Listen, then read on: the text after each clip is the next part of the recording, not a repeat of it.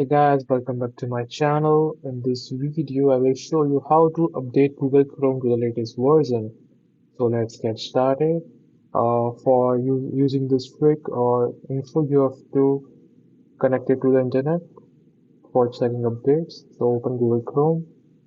Now open your profile. I have to maximize it. Now as you can see here, three dots here. You have to click on it.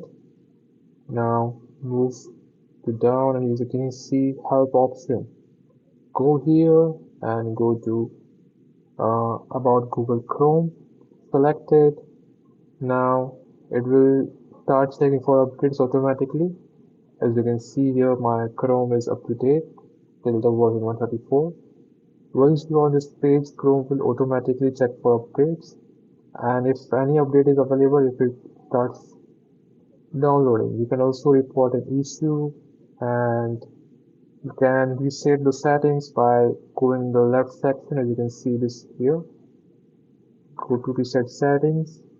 After clicking on it, it will reset the settings to original defaults, and it will also set your setting to set automatically updates for your Google browser. And that's it. Now you know how to update Google Chrome to the latest version.